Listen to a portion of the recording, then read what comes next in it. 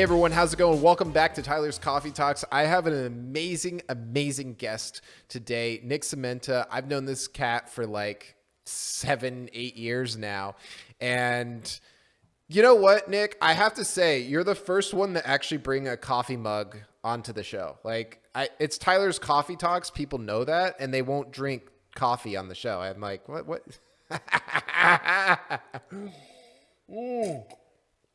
Hold on, let's get some promo here. Well, so welcome to the show, man. It's an absolute pleasure. I want you to kind of tell our audience, again, it's kind of wild to even say this because it's like, I don't even know how to even explain you and who you are. You're a mad genius, but tell the listeners a little bit. I like to say I've known Tyler for the better part of a decade because it makes it sound longer. Right. It's like, well, we've known each other for the better part of a decade. It's like, wow. It's like, that could be 6 years. No one really knows, but it is. It's almost 8 now. And it is. It's, words are such a fun thing because you can literally sort of bend perception in other people through words. And this is, when you met me, I was working with Chris in PR and we were doing a lot of PR work. Right. And PR work's an interesting thing because the whole point of PR work is just spin, right? Well, here's the reality. And can you use different words to describe the reality so it sounds better to everybody? And in the beginning, and that's kind of what so when I first met Nick, he goes, so what do you do? And I said, I created the world's first organic acid-free coffee. And he goes, no, you didn't. And I go, yeah, I did. And he goes, well, if you did, then I can sell it. And you were the first one to actually say you don't have to sell it to everyone. You can only sell it to a specific group. And that's what marketing's all about, is like figuring out your target audience and then just snipering. You were the first person that wasn't a major corporation that heard that statement where I was like, listen, I understand that everyone, because I asked you, I was like, who needs your coffee? Like, everybody. People are healthy. I'm like, no, that's who might like it. The difference between who might like something and who fucking needs it. And you looked at me for a minute, you go, probably people with ulcers. I'm like, why? You're like, well, they still drink coffee because most of them have a high stress job. And if they drink fucking regular coffee, they're in an extreme amount of pain. Right. It's like, oh, well then, yeah, they need you. And all we did was put ads out to just those people. And I watched your online sales go up by like 600% in 2 months. It was crazy. So much so that I called you and I said, stop. And you're like, what do you need? 3 times in the course of me running your ads, we had to shut everything off because you ran out of inventory. And it was just like, hey, we could just spray and pray at everyone, or we can just target the people with ulcers and grow the company with a lot more control. Right. And so what's so cool is that you actually like kind of took that and you've now built a really, really cool AI. It was 3 things, right? So I had a theory. And then I took you and tested it. And then I took like 25 other people and tested it with them. And the results were consistent. It was like, listen, if you directly engage the audience and you rapidly test your messaging until you hit on what they actually care about, and you don't try to figure out like what is the messaging that gets the most appeal, but like who is it that I can talk directly to their problem on? Sure. You get a better result, right? And so as I started working on that, I developed training, obviously, and we went back to corporate and we started teaching corporations like, hey, I don't care how big you are. Not everyone is your ideal customer. You have an ideal customer. Let's figure out who they are. Mm-hmm. But then I started redeveloping the idea of what a funnel was. And then I started developing Woo Sender with Steve and Paul and Josh, and really looking at like what was the next phase of funnels. And it was, as a salesperson, you realize that talking at people is not an effective method of communication. It's not an effective method of developing a partnership. It's not an effective method of like growing something, right? Sure. If you, and we all know this, we've worked with family and I'm not going to say anything to the audience at home, but you know what it's like to work with a family member or work with somebody who can't hear you, who talks at you, not with you. There's no collaboration in that. Yes.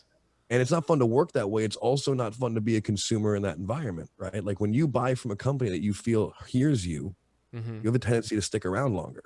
Yeah, they're not shouting at you and saying, take my product and I'm going to shove it down your throat. They're saying, hey, I've got a solution. If you guys want it, it's right here. Do you want it? Oh, you want It's it? even more Okay, than that, here. Tyler. Like when we started developing, like, what's the difference between a conversational AI funnel and like a drip funnel? A drip funnel tells you like, hey, Tyler's Coffee is running a promotion right now. If you're not familiar with Tyler's Coffee, right? We have the world's first and only acid-free coffee, and we're doing 20% off for this specific holiday. And if you want to share it with a friend who might have ulcers, you should do that too. That's a drip message, Right. right? A conversational message is, hey, is this Tyler? Hey, do you still have ulcers? Last time you reached out to us, right? I think you were looking at our coffees for that issue. Have you solved that yet? Could we maybe have a conversation? So what it's doing is it's actually engaging you the way a person would engage you, Sure. right? Like And if you were actually reaching out to people, would you call every person one to one and just spew a long form sales letter at them? no, you don't verbal vomit. That's what Hell I no. call it. You know, No, you I don't wouldn't verbal. teach the people who work in my call center to do that. Right. And that's the disconnect that kind of weirded me out because I'm like, so you're teaching the sales guys to call and actually like build rapport and have a conversation and take notes. And then you're programming the marketing software to just like get up on the mountaintop and scream at everybody. Like these two things should be working hand in hand and not in completely contrasted silos. It doesn't make any sense. Yeah. So, Well, and the other thing no, is when you send out an email to the wrong people. We've done that before too. That was interesting. oh, that's super interesting. That was fun. That was like, oh boy, growing pains. Well, everybody does it, right? Like you'll have a moment where a message in a market just they don't line up. Right. And in I've been in this marketing space for almost 20 years. I've been a salesman for most of my life. This is all I know. I know I can take a thing, I can describe it to somebody so they get excited about it, and then I can figure out how much money they'll give me for it. Right. That And is a that's skill set. teaching a man to fish. To a certain extent, yeah. You know, I mean, there's so many people out there, and I'll say salespeople that I'll kind of group in that they only get given fish. And what I mean by that is they're very slow played, low balled. They don't really have the skill sets to work for it. Well, here's the thing about work and business, and to a certain degree, life. There are actions that are required that are very human. Yeah. Actions like empathy, cognition, and there are actions required that are very mechanical, robotic. Right. Almost every job, almost every task is about 50-50. Half of it is mechanical and half of it is human. When Dr. Coburn was describing the heart of Agile and like what existed at the core of all like work and company and everything, he said it was 4 words: collaborate, deliver, reflect, and improve. He's like, the human words are collaborate and reflect, and the mechanical words are deliver and improve. Because a machine can deliver and improve, a human being can collaborate and reflect. Yep. In sales, it's the same thing. There are human parts, right? And there are mechanical parts. A good human salesperson understands active listening. They understand the active empathy. They understand how to actually engage in emotionality and tonal control and all that stuff that you can't teach a robot to do. Correct. Right? But I can teach a robot to do what a robot does, which is mechanically follow up. The thing I can never get a human to do, right? Because according to Harvard and like the Harvard Business Review, only 8% of all salespeople in this country, Tyler, ever make more than 5 touch points on a lead. And according to that same study, it takes 14 to 20 touch points to contact the average lead. Mm-hmm. So the reason that the majority of salespeople never go from good to great isn't because they don't get better at the human part. Right. It's because they never get better at the part that they'll never get better at. So that's kind of where AI would come in, right? That in and of itself is where AI is supposed to come in for all of us. Like AI is not supposed to replace humans. Right. It's supposed to augment them. Right. Right. Like if you're worried that AI is going to take your job, right? That's because you suck at your job. Or you have a Let's be totally honest. Like if your job doesn't require a human element, if your job could be done by an AI, it should be. And then you should be looking at expanding your skill to have a job that can't be done by an AI. And I'm not saying programming is the only version for that. There are so many things that a machine will never be able to do. Yes. Yes. There are so many uniquely human elements to the ability to divergently solve a problem, to the ability to Like your brain is designed to do three things that human brains do, right? It creates from scratch, which is super cool, right? We have not yet made a whole lot of things that can create with the level of creativity of a human mind from scratch. It decides. And that's probably the single most human thing that you do is decide shit, Yeah. right? And you communicate. That's all. Have you ever thought about that? That's all your mind ever does. Yep. It creates, it decides, it communicates. If it's not doing one of those three things, it's turned off. Yeah. No, it's absolutely true. But the one thing that I have to say is like, and this is kind of an interesting conversation, but when people say, you know, oh, the burger flipper is going to become robotic, well, it should. It absolutely should. I mean, there's no human element in flipping a burger, or there's no human element in picking off an order for Amazon in the warehouse. And I think humans are way more intelligent to do other things that have a lot more value. And again, the human race. And that's an interesting thing about it, right? It can be a race to the top or a race to the bottom. If you value your time as the most valuable thing that you have, Right, and not your abilities and your skills, then it's a race to the bottom. If you're like, the most valuable thing about me is just my time and intrinsic value of existing as a human. No. Most valuable thing about you is the value that you bring to the world and other humans. sure. Not intrinsically, physically. Do you create a value for other people? Yep. It's one of those things that kind of throws me off, man. And I don't want to get political. I don't give a shit. But I see these people walking around spouting off slogans like "Eat the Rich," and we all know the world is being messed up by like Right. a group of super wealthy people. It's like 10 guys. Let's be totally honest. We all even know who they. You can like point at them. It's like that's one of them. That's one of them. That's one of them. Right? Like It's we so know true. who they are, and people Yeah, are we all running know around who they going, "Eat the rich." It's like, who do you mean by the rich? Do you mean like the average person with a 6-figure income? Right. Because that's who's rich.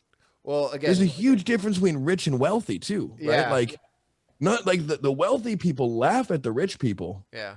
right? Yeah. And the 10 guys that are ruining the world through the means of their extreme wealth, those are wealthy people. Those aren't rich people. Well, and also not to get political on that standpoint, but you know, outside of you, just take off the person, right, and just look at the action. So the Met Gallery is $35,000 a plate. It's $35,000. It is the average, and that's what I find really interesting. It's the average middle class income of a family in America is $35,000.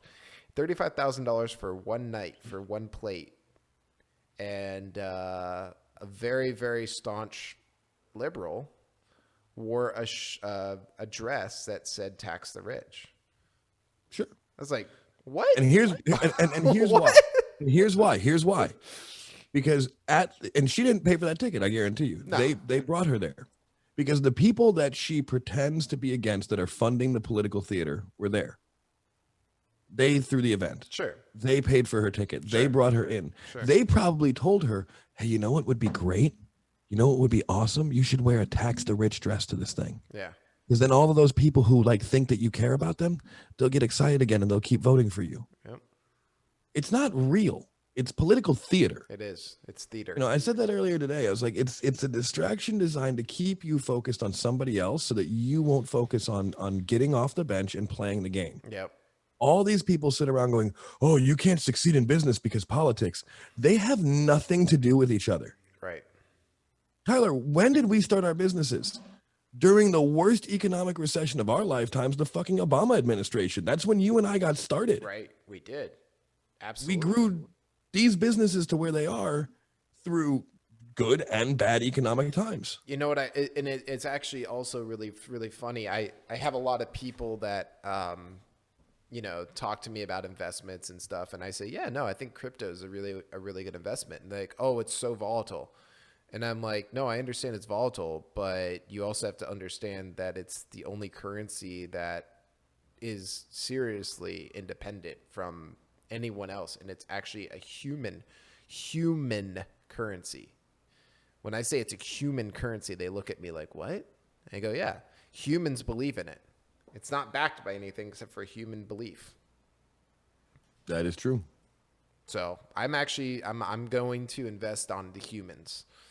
I'm going to invest in the human race, Nick. It's a decentralization play, which makes it kind of nice, right? Right.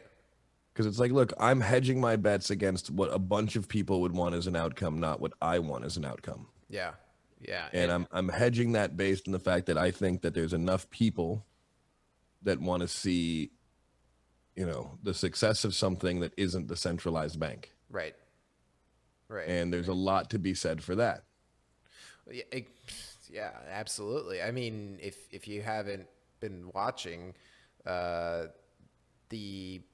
Biden administration literally said 2 days ago that they want to audit anyone that's making over $600. What? That's cool. How about not? Who is so first you're going to say tax the rich, and then you're going to be like anybody who makes more than $600. Those aren't rich people. That's $600. I burned that today. What was $600, man? Jesus, isn't that like an ounce and a half of weed? Like, what the fuck? Edit that out. That's terrible. Yeah, it's just, I mean, I don't know where. I know where you and I can totally have just a great conversation about anything just because we're the people we are, but it is kind of business oriented. So what's one what's one, takeaway that you would give a young entrepreneur that wants to start their business and has no idea where to go? Like literally, and this is a perfect question for you because I'm sure you're approached constantly with A, investment opportunities, and B, people that say, Nick, I do not know what to do, but I want to do something in this world. Well, the first thing I would is say pick a service. If you want to start an entrepreneurial business, pick a service. Pick something that you can do and is valuable to another person. What about a product? Fuck a product. It's the hardest thing to start. You can start a service-based business. Right? I'm the one that's suffering here. Yeah. How much longer did it take you to get started because you did a product? And you had to have somebody give you a product. It's weird that you have that conversation, right? Because I think products in my book are easier, but I've lived with it my whole life. Yeah, but you don't have look. If everybody grew up living in the house with a product development scientist that has his own print shop and production facility in his office, that would be different. Okay? Fair enough. You literally have a guy who birthed you. You came out of his nutsack. Okay? That literally is like, oh, you need a cleaning product? I'll go invent one and I'll package it and I'll put the stickers and the pricing label where? Oh, it's all in this garage I have. Why? I don't know. I saw it all. Like that, you had a weirdly strategic advantage in that regard. And I'm not saying again, this is one of the things because people are like, oh, so Tyler had no, Tyler did not have like a rich daddy that stroked checks. No. Tyler had a crazy, brilliant inventor father that made stuff, and he still deals with this, right? Like Tyler has outpaced his father's monetary success, not because he is smarter than his dad from a technical perspective, but he understands business better than his dad understands business. His dad definitely understands product development and product science better than anyone I've ever met in my entire professional career. Yeah. And I mean that. I have more respect for Ian than anyone I have ever worked with from an engineering scientific perspective. Right. But your view on what it takes to create and test and launch a product is so different because of the fact that he is your father and you live in proximity to him. I can't even explain it to you. Because your story of getting the world's first acid-free coffee is this man in a lab coat wandered into my room and dropped orange packs on the floor and said, sell this. That's not how it works for anybody else, right? And it's like, well, people would be like, oh, that's amazing. It's like, no, I was like literally a small teenage child that was being yelled at to do this instead of homework, and I had never sold anything. That's almost borderline child abuse. And other people are like, man, I'm an entrepreneur. You know how great that would have been? It's like, don't lie, dude. It's a totally different thing. Right. You've done really well with it, right? And it could have crushed somebody else. It was so much pressure to put on a little kid. It was wild. Get on your fucking bike and sell this product, right? Yeah. But to the average person, they're not going to get their hands on a product the way you did. Yeah. So they got to start with something they can deliver. Okay. Right. And so if you don't have a father that can invent the world's first acid-free coffee or salt-free cheese or whatever the hell else has come out of his brain in the last 48 hours alone. It's so literally it's Rick and Morty. I mean, straight up, it's just Rick and Morty. If Morty had business acumen. Yes. What up, Morty? Oh, geez. But yeah, I mean, here's the reality. Man. You want to pick something that you believe is of value that you can fulfill. Sure. Because you want to get a tight cycle of iteration, because here's what you need to do. You need to go into it and you need to say, hey, can I get somebody else to pay me to do this thing that I know I do well? Yeah. That's step one to figuring out if you want to be an entrepreneur. Okay. Can you get someone to pay you to do a thing? Now, there's other ways to do that. I've built businesses buying and white labeling products. You can do that. I don't like to recommend that, Tyler, because then people don't vet products and they end up in fucking MLMs. Right. Okay. Right. Like you and I know better. Yes. And that's a very, very good point. If anyone, and I mean this, and obviously, Nick, you're going to respect this. If anyone tells you I've got this great product idea or I've got this great product, I want a little bit of your time, and you sit down with them and they say the words MLM or multi-level marketing or tiered, or you could get ruby level, black diamond, and, unicorn level, run away as fast as possible, because you're never going to make money and you're going to destroy your whole entire downline of friends, family, and life. Yeah, go watch what was it? What's the new one on Amazon? It's like Lula Greed or Lula Profit. It's about the LuLaRoe MLM. It's really good. Is it? Okay. The owners claim like they didn't mean to. They're like, we didn't realize what we started was an MLM. We didn't mean to start a pyramid scheme. And then it like shows them on camera talking to their kids like, listen, we run a pyramid scheme. We gotta fix it. And it's like, are you aware of the video we just showed you of yourself? And they're like, we are aware and have no comments. It's like, this is great. It was like a 4-episode, 5-hour like special on American Greed. Like I really enjoyed it. I'm not gonna lie to you. Yeah. But I mean, that's the reality, right? Is that like every company that existed because somebody had the wherewithal to go out and try. Yes. And like you need the skill of sales and the persistence of being a salesperson. And like one of the things that makes you tenacious and able to get through stuff now is that you went through the experience of getting on your bike and knocking on doors to sell product, right? With I can't go home with the product. He's a crazy person. I have to sell it, right? Like, I love you, dude. You have no idea. I tell people stories about Tyler all the time. I'm like, you don't like surprises? I know a guy who you can't wrap him Christmas presents. Why? He gets anxiety that you might have a job attached to what's inside of it. How's that possible? Well, when you're 13 and you unwrap a car detailing kit and say, I don't have a car, he says, no, but you got a job now. That's so true. Dude, that is... And it's interesting, right? I don't ever bring up that. I never bring up that story, but thank you for bringing that up. I want our listeners to hear that. That is 100% true. What Nick just said is 110% true. I got a detail kit that was about a 40-piece kit. And it was Christmas and birthday combined. And my mom had no idea that my dad got this for me. Had no idea. Like, she was as confused and as surprised as I was. And I opened it up and I was like, what is this? And he goes, okay, now you know how to detail cars and you can learn off of mine. Yeah, and then once you get good on mine, you can go charge people and make money. Congratulations, Tyler. Your dad is like if Matthew Lesko and Rick from Rick and Morty had a kid. Like, that's the only way I can explain it. Like, it's the strangest thing in the world. It's like, you could make free money. And then it's like, come on, Morty, shove these seeds up your butt. It's really weird. It's just, and then and then you've got the fact that like, and you guys, when I say like he was so heavily pressured as a little kid, Tyler got back from selling a bunch of coffee. He's like, when I say he had to do it, he would not do it, right? So let's say he would just be like, oh, I'm not going to do it. I'm just going to leave the fucking orange packages on the ground and I'm going to watch cartoons like a normal kid. His dad would come in a lab coat, mind you, which is a fact. Okay, his father wears a lab coat all the time, like a cartoon character, and like full socks all the way up, white socks up. I mean, when I met him, I literally like, I did not realize they were father and son. I met them separately at a conference, and then I was like, wait, you guys are related? That's fucking crazy. No way. I was about to tell you about your own dad. I was gonna be like, yo, dude, I met this cartoon scientist here at the conference. You are not gonna believe this, but then I ended up at dinner with the two of them. I was like, so you're related. Fair. Oh, it's true. It's all true. But he Nick. just, he comes in and he just yanks he's like, so what are you doing? You're like, watching cartoons? He's like, no, you're not. Unplugs the TV, throws it on the floor. It's like, why? Who does that? Were you doing something wrong? I wasn't selling.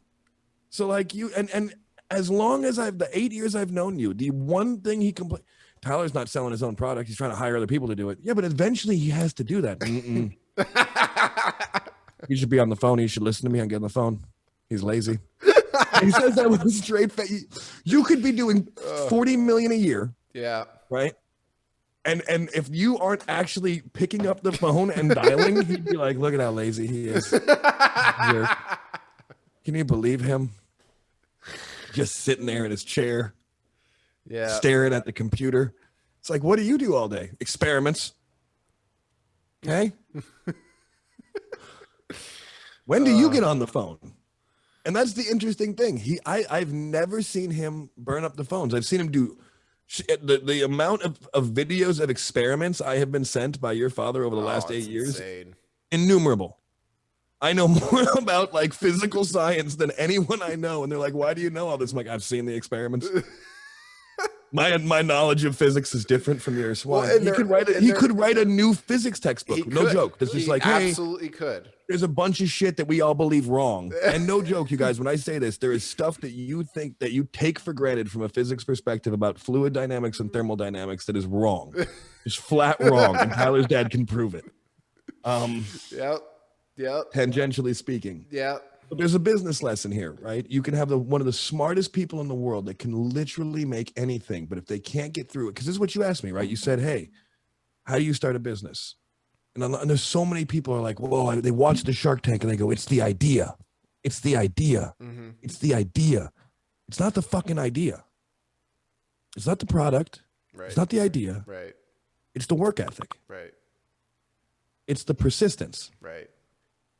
You are either persistent enough to make it through the difficult times or you're not. Yeah. You either have enough belief in you or you don't. Well, and it's funny, Nick, because you're the only one can talk about the reality of how I actually got started, because I personally can't. Like, it's a block. I mean, the things I would say, people would be like, they would think I need to go to like a mental hospital or something.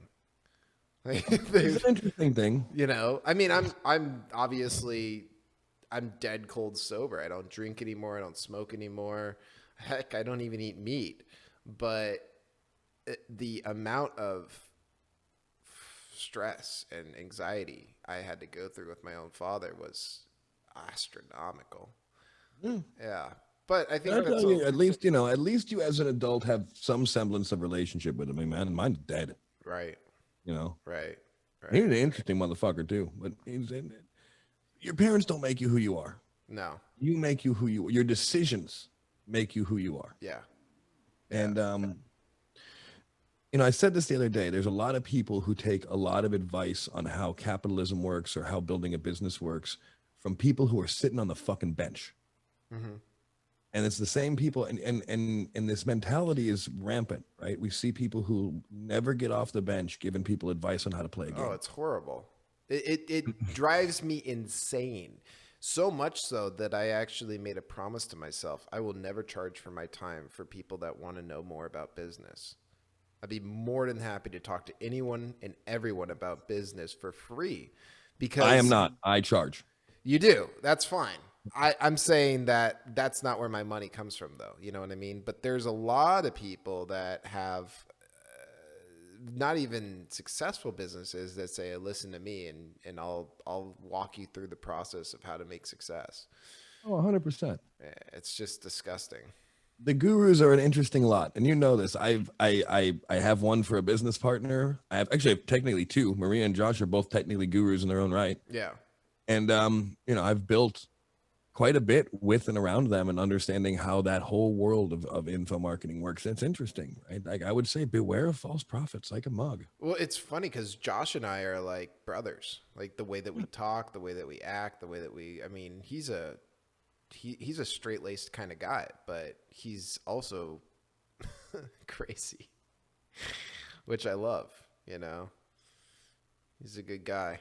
Well, I have to say that we had some great fun, Nick. It was exciting and enjoyable, and I'm glad you said stories that I can't even say.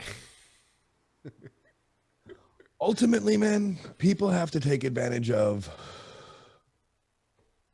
what they're passionate about. If you can't find something to be passionate about, then you're never going to get past the hard parts. Yeah. Selling shit is taking rejection. Yeah. If you can't take rejection, then you can't get into business. If you can't sell, you can't start a business. Right. Because you'll never hire somebody else to care more about your business than you do. So you'll never be able to get someone to get through the race to the first dollar for you. Yeah. You got to sell it yourself first. And learning how to take rejection is also very key. It's very key. Thicker skin. Yep. You grow a thicker skin over time. Yep. And it's funny because all the very successful business owners, I mean, my business partner that I have, he talks and acts like you. You know, he cusses, he doesn't give a hoot and just whatever, but he makes it happen. And that's what it takes. It takes chutzpah. It takes balls. I believe in that. It does take balls. Yeah. All right, man. Well, hey, it's been an absolute pleasure. Thank you so much for being on the show. I do like to end it with one last thing. This is going to be fantastic. What's one of your greatest failures?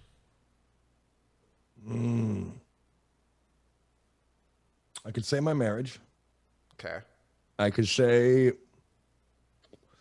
RGB, watching that nosedive. Yeah. I could say, How did you overcome those failures? see, here's the issue. Every time I've had something that would be cataloged as a failure, when I learned from it That's and exactly the way right. it rolled into the next evolution, like, look, I still care greatly for my ex-wife. We're great friends. You know this. We've successfully raised a kid together. I learned enough from the divorce with her to understand how to deal with her moving forward. I also learned enough in the divorce from her to restructure my new relationships moving forward to be very different, as you know. Yep. Much happier as a result. Right. Right. The things I learned in watching RGB fall apart and Minion Works ultimately fall apart and even the magazine to a certain extent fucking 12 years ago fall apart. Like, they're literally what caused the next iteration of my business, my career, my life. And if it hadn't been for those things to happen the way they had, I would still have the weaknesses, right? Because there's this natural law of business that Ari Weinzweig talks about, and that's that your strengths will ultimately lead you directly to your weaknesses. And the inverse of that is also true. Your weaknesses will ultimately develop into your strengths. Bingo. That's And exactly what I would say. So that's what I like to leave it with is what is your worst failure or what's one of your biggest failures, and then how did you overcome? And then obviously you learn from your failure, and every time you have a failure, you always learn. I hate it when people say, "Oh, you know, failure's bad." No, it's not. You know what's bad? It's not learning from your failure. That's what's bad. Having a failure is not bad. Everyone has to fail. You cannot and be perfect. I mean, we're not gods here. We are imperfect human beings that are mortal. That's it. So, well, I agree, man. I couldn't agree with that more. yeah. Thank you so much, Nic. Nic Sementa, everyone, for being on the show. You've been an absolute